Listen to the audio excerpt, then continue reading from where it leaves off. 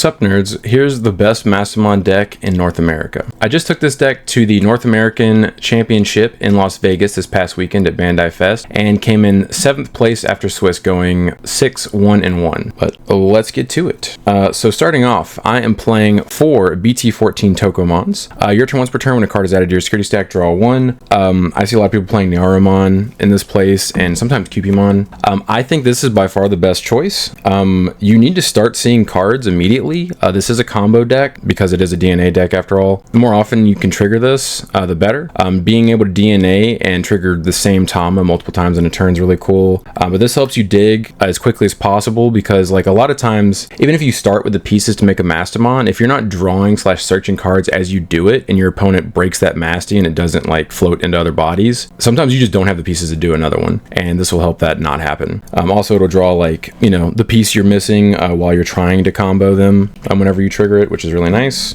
I would never play another one. I did test Nyaromon, wasn't a huge fan. It helps high roll hands, but as far as consistency, which I'm a huge proponent for those of you that have watched the channel, it is just not good. A lot of times your hands just like do nothing and you need draw. So with our rookies, we are playing, of course, 4 BT24 Patamon. Start of your main phase, search your security stack. This Digimon may digivolve into a yellow Digimon card with a vaccine trait among them without paying the cost and shuffle your security stack. If digivolved by this effect, you can place 1 yellow Digimon card with the vaccine trait from your hand on the bottom of your security stack. And then your turn once per turn inheritable when a card is added to security stack, gain 1 memory. So this inheritable sees this happen, so you evo for -1, which is pretty dope. And in this deck, because it is a DNA deck, a lot of times if you do promote your Pata, you will be able to trigger the same Pata twice in 1 turn because how DNA works and it resets all your stuff. Pretty sick. I don't think there's any question amongst Massey players, like if you're playing Massey, you're playing 4 of this card. But that's basically where it ends as far as I've seen how Mastemon players differ with their rookie choices. So I also played 2 Tamermon from EX8.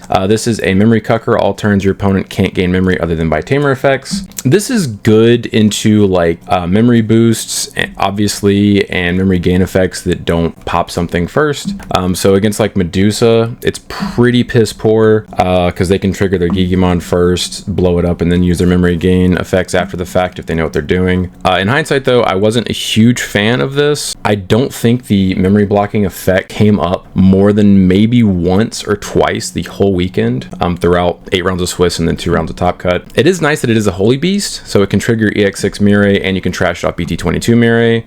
But after I go over this last rookie, I'll sell you what I would have cut for that in hindsight.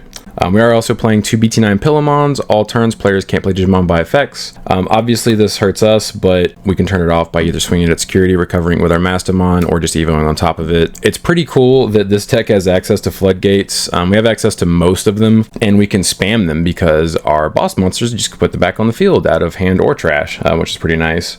This is really good whenever you're outing a body that's supposed to float, like a Time Changer Sylphie, a CS Shakuamon, things like that. AGO choose with a D code into AGO, you can just be like no. Also, you can shut off the Time Changer Tamers that play Digimon start a turn. If you can't give them 5 memory, you don't want to for some reason, you can just choke them to 1 and be like, you're not using those Tamers, dog. I have never wavered on wanting to play at least 2 of this. However, I had tested up to 3 at one point. However, I decided to cut it back down to 2 because 3 is a little excessive, but it is nice to see it pretty often. This like hard shuts down like Dia, which is a rough matchup for this deck if we don't have a hard answer for them, and that's pretty nice. Like they literally can't play the game unless they see their outs to it. So the other rookies that I tested extensively, I did play other ones besides these, but these were the ones I tested the most. I did actually test Cupimon. That is it, by the way. I'm just playing 8 rookies. I did test Cupimon. I actually really liked Cupimon because it stops trainings and stuff like that, and like Tentomon and Hoodie, and it also stops HPD. It's one of the only cards that can actually interact with HPD because it's opponent's turn. Your opponent can't reduce digivolution cost. Pretty sick. I actually was tempted to play this when I was playing 10 rookies, which I was playing 10 rookies up until like a day or 2 before I left for nationals. This was my 9th and 10th rookie. However, I decided to cut those for other things, and he was the rookie that did get cut. And starter deck 10 Salamon. So this was in my list from Orlando, the regional that I did get my nationals invite from. This has end of turn, you can DNA. In hindsight, I actually would go back and I would just swap these 2 tapers for 2 starter deck Salamons. These would have come up a lot more often. Missing the end of turn hurt me a little bit in some games. However, I only lost two matches all weekend, but you know, maybe it would have made the difference and I would have potentially won a couple of games that I lost and maybe went, you know, XO and won the whole thing. But neither here nor there. Yeah, I would definitely swap these out for the tapers. If I could go back in time and play the tournament again, I would do that. But that is it. 8 rookies. And then to our champions, we are playing 4 starter deck 10 Gatomon, obviously. On play, look at the top 3 cards, add 1 yellow Digimon and 1 purple Digimon card amongst them to your hand, put the rest on the bottom of the deck. And then your turn with Digimon Digivolve into a Digimon card with Archangel or Fallen Angel in its traits, reduce the Evo cost by 2. Pretty sick, Evoing into all of our 5s for 1, basically, or sometimes none if we're using the EX6 Mirror. And then Inheritable End of Turn DNA. There's no question this is like arguably the best card in the deck. If you Evo this in Raising, your opponent knows that you can just Mastemon them, like no questions asked next turn, no matter what amount of memory they give you, which is pretty sick. And then I am also playing 4 EX6 Gatomon. This is another point where Mastemon players differ. A lot of people really like BT24 Gato, which it is cool whenever, you know, you're ahead and you can just gain memory and stuff willy-nilly and you trash out of security randomly or put it in there and trash it on purpose with the Aramon and stuff. However, when your hand doesn't do anything and it's full of BT24 Gatos, that really sucks. This, however, fixes that. So on play or when Digivolving, which I really love, reveal the top 3 cards of your deck, add 1 card with the Angel, Archangel, or Fallen Angel trait and 1 Mirror among them to the hand, return the rest of the bottom of the deck. Inheritable, when attacking once per turn, one of your opponent's Digimon gets minus 2k. This fixes hands that do nothing. This searches everything in the archetype, level 5 or higher, but I really like the consistency this card provides. Very sick. And then we are playing 2 BT22 Repamons. So when effects trash this card from the security stack, you may play this card without paying the cost. It is the exact same thing as the BT15 Gato. It is an optional effect, which is nice. You don't want to proc like Medieval Gallon or something randomly off of the playing it. On play, when Digivolving, one of your opponent's Digimon gets minus 3000 DP until their turn ends, premium. And then by trashing your top security card instead, one of your opponent's Digimon gets minus 6000 DP until their turn ends. So the BT15 Gato is cool and cute. However, this thing removes bodies. It provides premium DP reduction, which is really nice. And also in a pinch, it can trigger your CS Mastemon because it can trash cards at will. That all of those things make it better if you can only fit one or the other in the deck. I think this is a better choice than BT15 Gato. Obviously, it lowers the high roll because you're not like just gaining memory randomly, but this helps you answer things that you need to answer. It makes the TS matchup even easier than it already is because you can potentially just DP minus them into the ground. The Inheritable is the same thing as the EX6 Gato. I really like this lineup. I would not change a thing in hindsight. It's just 10 champions. On to the 5s. This is where the deck starts getting spicy. So we are, of course, playing 4 BT23 Angelwomon. When this card will be played from the hand, if you have Lady Devmon or Mirror, reduce the play cost by 3. And then on play, when Digivolving, add your top security card to the hand. Then if you have 3 or fewer, recover +1. And Inheritable is Alliance. The only thing I do not like about this card and its BT23 counterpart is the fact that the effect is mandatory. That really makes the Mirror awkward. It makes the Medusa match even more awkward than it already is because it's mandatory trigger that will trigger their Sorako, which is really stupid. But alas, it is really, really nice having a 4-drop level 5. That's one of the reasons why I've said in the past that I think this Mastemon got significantly better is because of the 4-drop 5s. So you don't need to give your opponent 8 million memory to go into a Masty if you don't have access to like your BT11 Mirror or whatever. I see a lot of variants cutting this card to 3, which is understandable because you would rather have one that doesn't shoot you in the foot if you're playing like the Mirror or Starakomon or whatever. However, I do not want to give up the ability to have a 4-drop level 5 in my hand. I want to see these early and often. Most of the decks you play against, the fact that this is mandatory does not impact that matchup, and I would always rather have too many of these than not enough. A lot of times I see people cut one of this and they'll play an EX6 Angelwomon. I tried that extensively. I actually didn't like it, but I did like the idea of playing 3 Angelwomons that are not this one. However, I did not want to cut this. So what I ended up doing is I played 7 Angelwomons, and 3 of them are the BT11 Angelwomon. So when Digivolving, you may search your security stack for 1 card with Angel, Archangel, Fallen Angel, and its traits, reveal it, add it to your hand. If you added a card, recover +1, then shuffle your security stack. Your turn, when you play a Lady Devmon or Mirror, gain 1 memory once per turn. And then Inheritable, opponent's turn, while you have a purple Digimon and play all your Digimon with Angel, Archangel, or Fallen Angel, and traits, game blocker. So there was a very long time that I tested where this was the EX6 Angelwomon. And after thinking about it, I was like, why am I not playing 3 of this card? Because if I'm promoting and my opponent has not swung at me yet, I'm going to get a look at 5 cards out of my deck for my security stack. And if I add one, I get to draw an extra card off my Tokomon. And you see one for the Evo. So like you're potentially seeing 7 cards with this card. That is amazing. I would really much like to do that as often as possible. There's an argument to play for, honestly. I think this is amazing. Having blocker more consistently than I was when I was playing 2 of this is also really nice. Almost every single game where I had a Mastemon board, my opponents would be like, do you have blocker? And I'd be like, yes, all of them are blocker. It's really hard to deal with a Mastemon board, especially when they all have blocker. And it was very nice having it a lot more frequently when I bumped this to 3.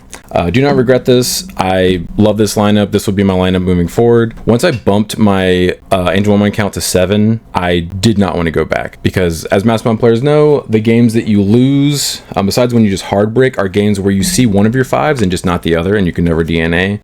Playing 7 will cut down on that a lot. And then we are also playing, obviously, the BT24 Lady Dev. Has the same effect to reduce its play cost by 3, and then it has blocker just inherently, which is pretty sick. And then on play when Digivolving, delete one of your opponent's level 4 or lower Digimon, which this wasn't mandatory. However, that is a very strong effect. And then Inheritable is Scapegoat, which is nice. This being mandatory only really comes up versus Starakomon and TS Venusmon. Any other matchup besides those, I don't really think it matters at all.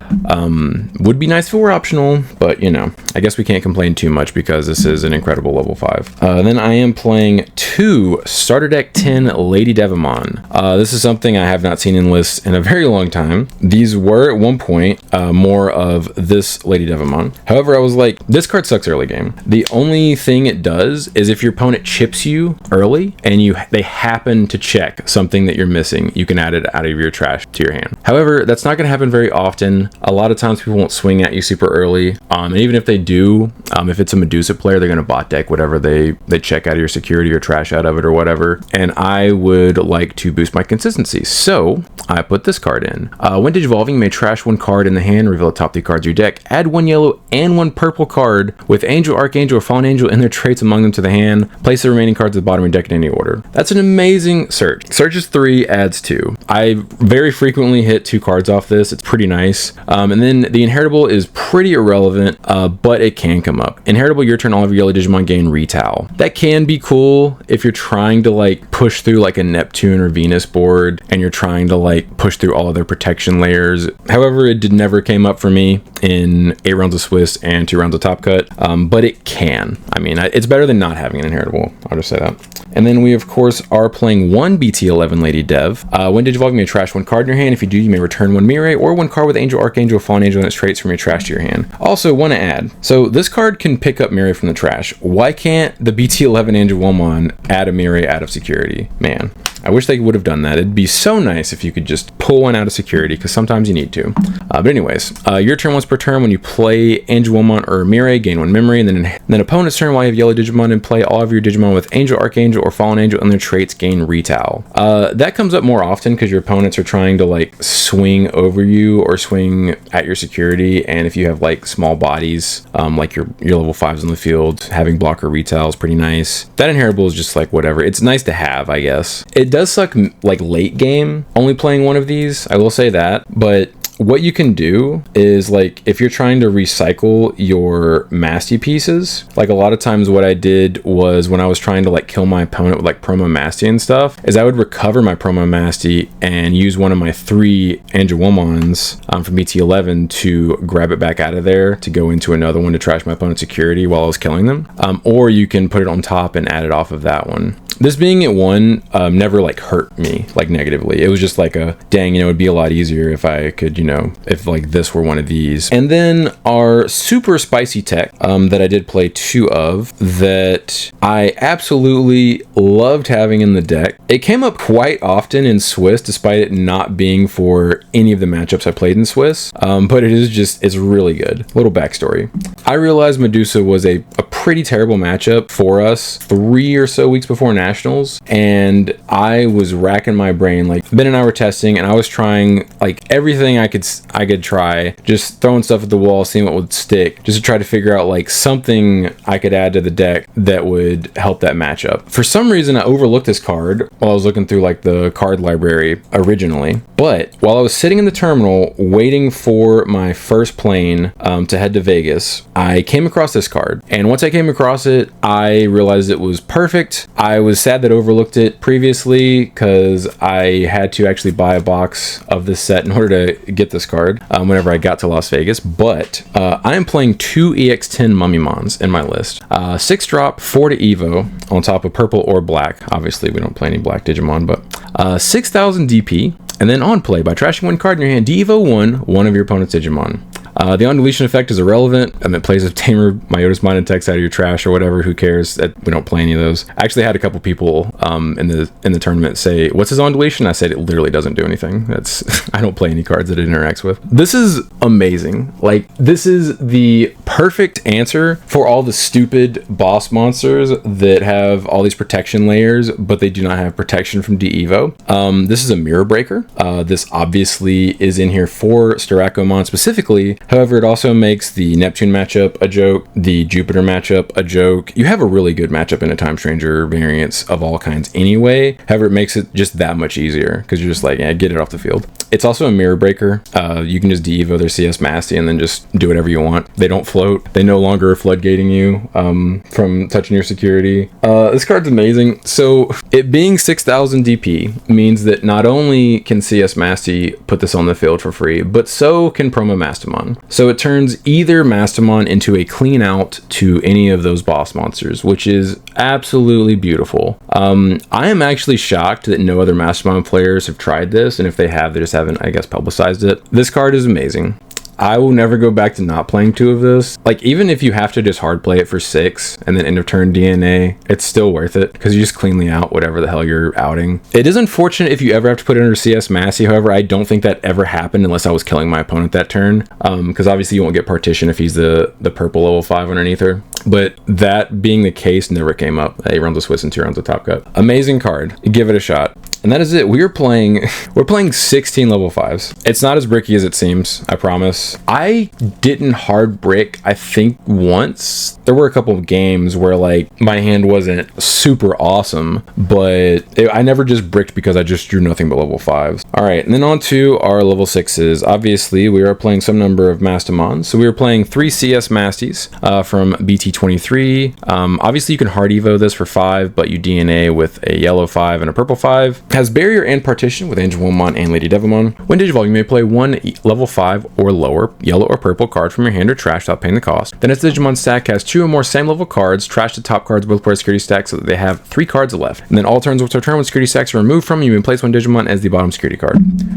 So against certain matchups, you just go into this early and force them to out it. That's not all of them though. You don't want to go into this early against decks that can kill you very easily and can out this very easily. Like Hoodie is an example where you probably don't want to go into this super early because if they have Shakuamon, they can just de-evo it and then just kill you through the 3 security you let yourself. But it's pretty hard to deal with for TS specifically, unless they Minerva you. But it turns off their AGOs unless they just want to get the AGO put into security. Really amazing card. It's a good card to be able to sit on. However, once it's out, it does not advance your game state, which is unfortunate. If it had a win attacking play level 5 or lower like the promo does, it would be so awesome. I can't ask for too much more. I mean, it's already a really good card. And then speaking of which, we are playing 3 promo Masties, Evos for 5 or DNAs free with a purple level 5 and a yellow level 5. These are opposite of each other, for those that don't know.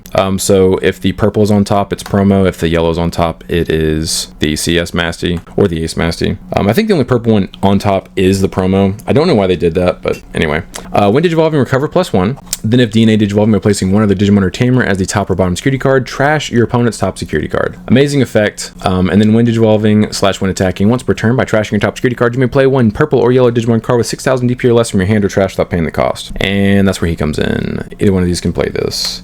I see people sometimes play 4 of this or 4 of the CS Masty. I can understand playing 4 of this one. However, I don't think 4 CS Masty is ever correct, because you don't really ever want to go into this immediately at the start of the game and just set yourself to 3 security, because you're just like setting yourself up for lethal against so many decks if they have an easy time dealing with her. I could see an argument for playing 4 of this, because going into this early feels really good. You're not burning your own life the first time you use her because she recovers before she trashes, or vice versa. You can choose which order you want to resolve the effect in, but either way you're staying at net even security cards. And then every single turn she stays on the field, she is pooping out another dude, or another dudette, I guess. I've lethaled people because they didn't interact with my board when I went into her and played a 5. I've killed them on the next turn through 5 security with like 3 memory, I think they gave me 2 or 3 memory. They're just dead. She's really good. I can't do that with CS Masty, unfortunately. Amazing card. I really like the 3/3 split. You don't get your hands clogged with one or the other, but that is where the Mastemons end. I'm only playing 6 Mastemons total. However, I am playing a 7th level 6. So this was the Masty Ace up until like a day before Nationals, I believe. I was already in Vegas at this point, but I did bring a bunch of my possibility cards with me just in case I made changes last minute. And this guy actually came in instead of Mastemon Ace. So we are playing one BT18 Shadow Seraphi Ace.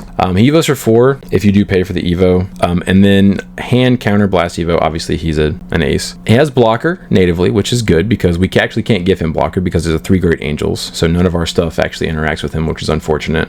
On play, when Digivolving, de-evo 3 one of your opponent's Digimon, and then all turns once per turn when attack targets change, one of your opponent's Digimon gets minus 5,000 DP for the turn. So this gives us 2 pieces of removal, or 2 forms of removal that we do not have a lot of, and that is de-evo and DP minus. I thought that was better on an ace than the Masty Ace, because we already have so many effects that put stuff into security. And also he doesn't feel as bad when I am playing 9 level 5s that he can evo on top of, because he can obviously evo on top of the Angelmons, which we're playing 7 of, but Mummymon's half black, so you can blast evo on top of him too, which is pretty sick. Funnily enough, this guy came up exactly once over the weekend, and it was a warm-up match that I played against Josh before round 1 of Nationals. That's the only time he ever touched my mat all weekend, which is pretty funny. The primary reason for that is most people are playing around Masty Ace versus you, so if they can, they're gonna get rid of your 5s before they swing at you. So like, it's not because he was terrible or anything, it's just because usually if people are gonna swing at you, they're gonna do their best to play around Masty Ace, and that just happens to also play around Shadow Seraphi Ace because obviously he needs a 5 to blast evo on top of.